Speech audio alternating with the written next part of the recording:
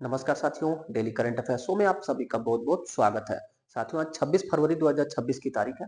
आज का current affair और उसका स्टैटिक जीके इस वीडियो में हम लोग पढ़ेंगे। उससे पहले डेली की तरह कल के करंट अफेयर का रिवीजन कर लेते हैं।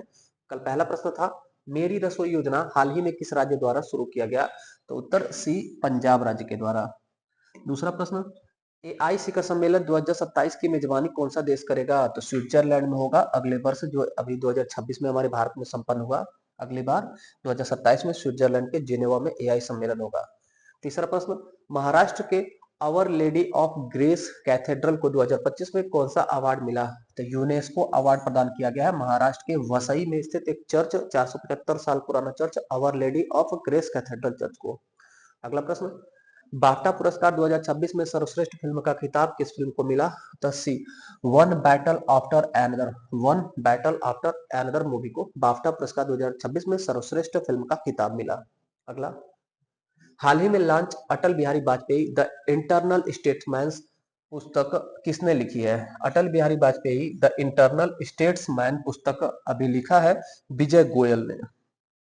अगला प्रश्न, वज्र प्रहार 2026 का आयोजन कहाँ किया गया? तो हिमाचल प्रदेश की बकलोह रेंज में वज्र प्रहार भारत और अमेरिका के बीच सैन्य अभ्यास हुआ। राष्ट्रपति भवन में एडविन लुटियंस की प्रतिमा हटाकर किसकी प्रतिमा स्थापित की जाएगी? तो सी, राजगोपालाचारी, चक्रवर्ती राजगोपालाचारी की प्रतिमा स्थापित की जाएगी। प्रस्थापित हो भी गई, राष्ट्रपति ने कर दिया राष्ट्रपति भवन में एडविन लुटियन की प्रतिमा के स्थान पर। अगला प्रश्न, हाल ही में शशि थरूर को किस संस्था द्वारा मानद डिलीट की उपाधि प्रदान की गई? तो कोलकाता स्थित सेंट जेवियर विश्वविद्यालय के द्वारा। अगला प्रश्न, विश्व शांति और सहभागिता दिवस हाल ही में कब मनाया गया? तो उत्तर 24 फरवरी को, 24 फरवरी को विश्व शांति और सहभागिता दिवस। ये था साथियों कल के करंट अफेयर का रिवीजन। अब पढ़ते हैं आज के करंट अफेयर को।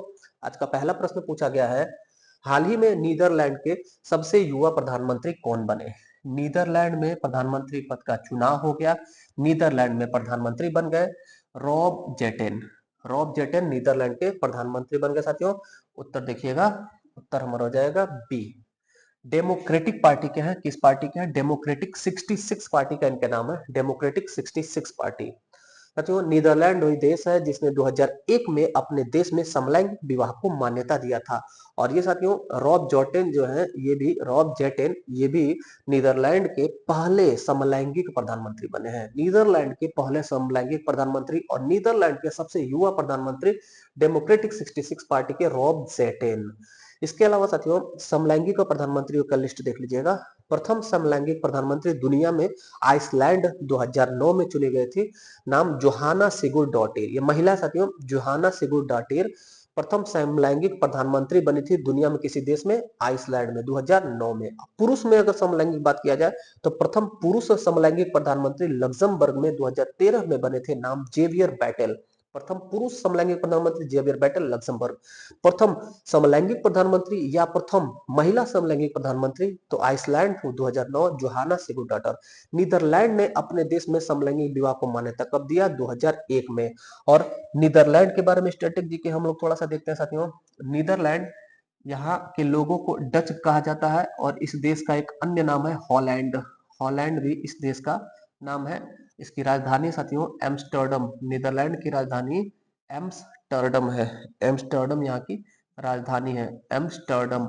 और यहाँ एक बड़ा प्रसिद्ध बंदरगाह है, रॉटरडैम बंदरगाह। अक्सर परीक्षाओं में रहता है रॉटरडैम बंदरगाह कहाँ स्थित है? रॉटरडैम बंदरगाह नीदरलैंड में स्थित है। और साथियों नीदरलैंड की मुद्रा थी गिल्डर। गिल्डर नीदरलैंड की मुद्रा थी। इस गिल्डर के स्थान पर 2002 में यूरो मुद्रा को स्वीकार कर लिया गया। 2002 से नीदरलैंड की मुद्रा है यूरो। अच्छा, गिल्डर के तरह एक नाम याद रखिएगा, पोल्डर भी। पोल्डर, पोल्डर जो है नवीन भूमि को नीदरलैंड में कहा जाता है। समुद्र को पाट करके नवीन भूमि बनाया है नीदरलैंड देश ने, इसी को पोल्डर कहा जाता है। नवीन भूमि है पोल्डर, तस्वीर देख लीजिएगा। दूसरा प्रश्न पूछा गया है, पूर्वोत्तर भारत का पहला चावल महोत्सव का आयोजन कहाँ किया गया?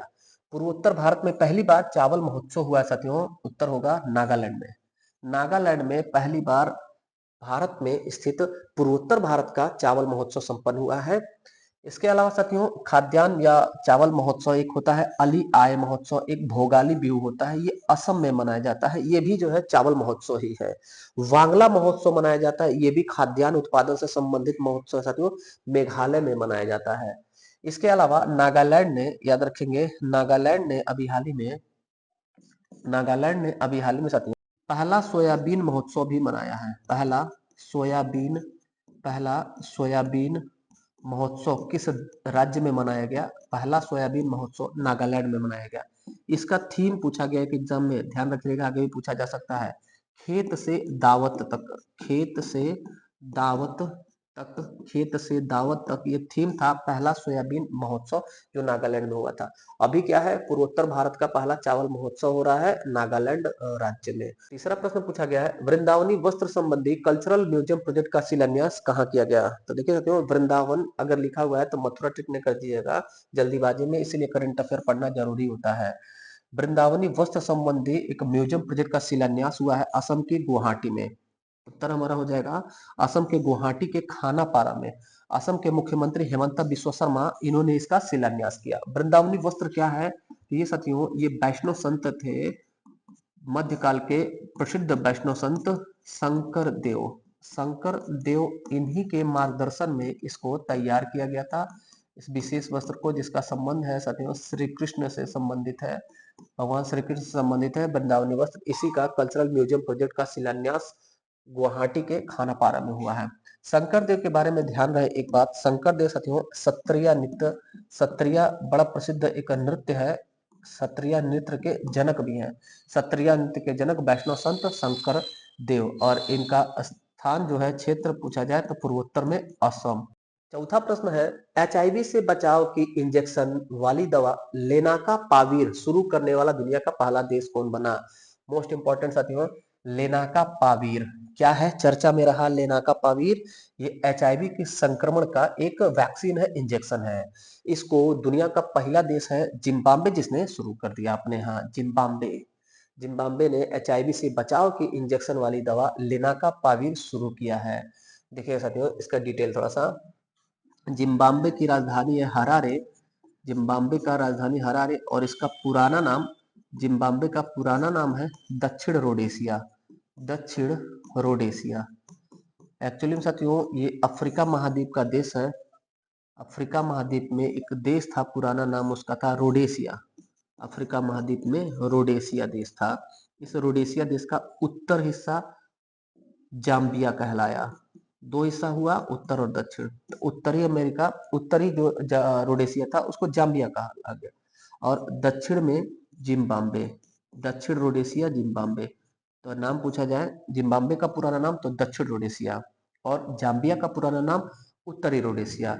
एक बात हम लोगों ने करंट में पढ़ा कि जिम्बाब्वे साथियों, इसने जिग नाम की नई मुद्रा अपने यहाँ लॉन्च की। इसकी पुरानी मुद्रास्फीति के कारण बंद करना पड़ा, तो जिम्बाब्वे ने जिग नाम का एक नवीन मुद्रा जारी किया। इस जिग का फुल फॉर्म पूछा गया एग्जाम में, तो जिम्बाब्वे गोल्ड हो जाएगा, इसका फुल फॉर्म हो जाएगा जिम्बाब्वे गोल्ड।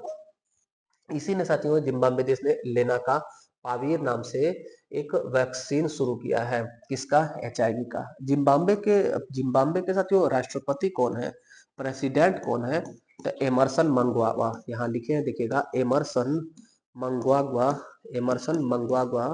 ये जिम्बाब्वे के प्रधानमंत्री हैं। अच्छा, अब थोड़ा सा हम बात करेंगे एचआईवी से संबंधित, ध्यान पूर्वक देखिएगा एक एक फैक्ट। एचआईवी साथियों, एचआईवी एक वायरस है, फुल फॉर्म है इसका human human immuno deficiency virus, human immuno deficiency virus इसका फुल फॉर्म है। यही वायरस जब चरम पर पहुंच जाता है साथियों, तो इसको एड्स कहा जाता है, AIDS। इसका फुल फॉर्म होता है एक्वायर्ड इम्यूनो डिफिशियंसी सिंड्रोम हो जाएगा साथियों। ये जब वायरस आगे बढ़ जाएगा अगले चरण में, तो ये एक्वायर्ड इम्यूनो डिफिशियंसी सिंड्रोम हो जाएगा, डिफिशियंसी सिंड्रोम हो जाएगा, डिफिशियंसी सिंड्रोम। अच्छा, किस वायरस की वजह से ये होता है साथियों? तो ये रेट्रो वायरस की वजह से होता है, रेट्रो वायरस रिट्रोवायरस की वजह से होता है। इसमें इसमें होता क्या है, इसमें मानव प्रतिरक्षा तंत्र नष्ट हो जाता है। ह्यूमन प्रतिरक्षा तंत्र नष्ट हो जाता है, मानव प्रतिरक्षा तंत्र इम्यूनिटी सिस्टम नष्ट हो जाता है।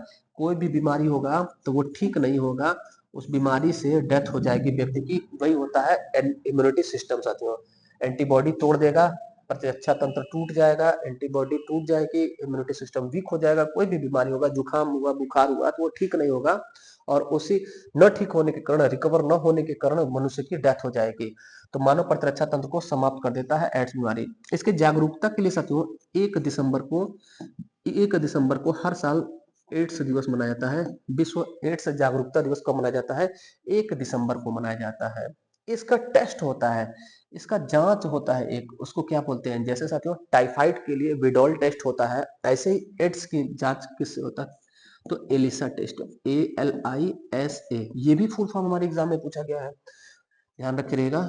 ई से हो जाएगा एंजाइम, एंजाइम, एल से हो जाएगा लिंक्ड, एंजाइम लिंक्ड, आई से हो जाएगा immuno, immunosorbent, immunosorbent, immunosorbent assay, immunosorbent assay, ये ऐसे निबंध वाला ऐसे नहीं है, इना है, ए है। एंजाइम लिंक्ड इम्यूनो सॉर्बेंट ऐसे एलिसा टेस्ट का फुल फॉर्म है। एलिसा क्या होता है? तो HIV एड्स बीमारी की टेस्ट है एलिसा टेस्ट। और रिट्रोवायरस क्या सकते हो? रिट्रोवायरस है जिसकी वजह से HIV होता है, और HIV का चरम क्या है? एड्स होता है। एड्स की जागरूकता 1 दिसंबर को। किस देश ने HIV का वैक्सीन बनाया, इंजेक्शन बनाया था? जिम्बाब्वे ने। पांचवा प्रश्न पूछा गया है, हाल ही में CRPF का 87वां स्थापना दिवस कहाँ मनाया गया? CRPF central reserve police force हमारे देश का पैरामिलिट्री फोर्स है, गृह मंत्रालय के अंतर्गत 87वां स्थापना दिवस इसका मनाया गया अभी हाल ही में। कहां पर मनाया गया? तो असम में मनाया गया। असम में भी कहां पर साथियों? तो असम में भी गुवाहाटी में सरुसजाई स्टेडियम में, असम के गुवाहाटी के सरुसजाई स्टेडियम में CRPF का 87वां स्थापना दिवस मनाया गया। CRPF का हिस्ट्री देखिएगा। CRPF साथियों 1939 में स्थापित हुआ था, crown reserve, crown reserve police force के नाम से, crown reserve police force, crown reserve police force का गठन कब हुआ? 1939 में। 10 साल बाद इसका नाम बदल के वर्तमान नाम किया गया। 1949 में इसका नाम सेंट्रल रिजर्व पुलिस फोर्स कर दिया गया। ये साथियों सेकेंड हमारे देश का, दूसरा हमारे देश का पैरामिलिट्री फोर्स है, दूसरा हमारे देश का पैरामिलिट्री फोर्स है। और सारे पैरामिलिट्री फोर्स साथियों गृह मंत्रालय के अंतर्गत आते हैं। गृह मंत्रालय के अंतर्गत हमारे देश की पैरामिलिट्री फोर्स अर्धसैनिक बल आती है। गृह मंत्री हमारे देश के कौन है? कमेंट करके उत्तर आप करिए साथियों, गृह मंत्री कौन है? ये सेकंड हमने कहा, तो फर्स्ट कौन है पैरामिलिट्री फोर्स? तो फर्स्ट पैरामिलिट्री फोर्स साथियों असम राइफल, सबसे पुराना पैरामिलिट्री फोर्स असम राइफल। इसका गठन कब हुआ था? 1835 ईस्वी में, 1835 ईस्वी में इसका गठन हुआ था। मिट जाओ, 1835 में। उस समय इसका नाम था कछार लेवी। असम राइफल का पुराना नाम कछार लेवी। फिर दूसरा पैरामिलिट्री फोर्स कौन था? तो 1939 में स्थापित, 1939 में स्थापित CRPF central reserve police force. फिर तीसरा हम बात करें, तीसरा हमारा पैरामिलिट्री फोर्स 1962 में स्थापित होता है ITBP, Indian Tibet border police. जब चाइना ने धोखे से हमारे देश पर 1962 में अटैक किया तो उसकी बॉर्डर के लिए। चौथा 1963 में SSB का गठन हुआ नेपाल की सीमा पर सुरक्षा करने के लिए। पांचवा साथियों 1965 में पाकिस्तान से युद्ध हुआ तो पाकिस्तान के बॉर्डर के लिए paramilitary force border security force का गठन हुआ। फिर छठा साथियों 1969 में इसरो का गठन होता है, हमारे देश का इंडियन स्पेस रिसर्च ऑर्गेनाइजेशन साथियों इसरो। उसी और बाकी जो मेट्रो है, औद्योगिक प्रतिष्ठान है, उनकी सुरक्षा के लिए CISF का गठन किया गया, सेंट्रल इंडस्ट्रियल सिक्योरिटी फोर्स। तो ये जितने भी हम लोगों ने किया है ये सब पैरा मिलिट्री फोर्स साथियों, अर्ध सैनिक कहा जाता है, आधा सैनिक है ना। अर्धसैनिक बल पैरामिलिट्री फोर्स गृह मंत्रालय के अंतर्गत आता है। और अगर पूछा जाए कि आर्मी हमारी किसके अंतर्गत आती है, तो आर्मी साथियों ये हमारी सेना जो है यह रक्षा मंत्रालय के अंतर्गत आती है, रक्षा मंत्रालय के अंतर्गत। ये लोग साथियों ये लोग बॉर्डर पर रहते हैं, हमारी आर्मी हमारे बॉर्डर पर नहीं रहेगी, हमारी आर्मी अपने अपने बैरक में है, अपने बटालियन में। जब किसी देश से युद्ध होगा तब हमारी आर्मी मोर्चा संभाल लेगी। बाकी बॉर्डर पर सुरक्षा करने के लिए अलग अलग देशों की बॉर्डर पर सुरक्षा करने के लिए ये पैरामिलिट्री फोर्स है। जैसे पाकिस्तान की सीमा के लिए BSF है, नेपाल की सीमा के लिए SSB है, चीन की सीमा के लिए ITBP है। और ये रिजर्व रिजर्व रखा गया साथियों, सीआरपीएफ रिजर्व, नक्सलाइट क्षेत्र हो गया, अलगाववाद कोई क्षेत्र हो गया, कोई आंतरिक विद्रोह हो रहा है तो वहां पर सीआरपीएफ को पोस्टेड किया जाता है। और बाकी सीआईएसएफ आप जानते हैं, सेंट्रल इंडस्ट्रियल सिक्योरिटी फोर्स, ये सारे फोर्स साथियों।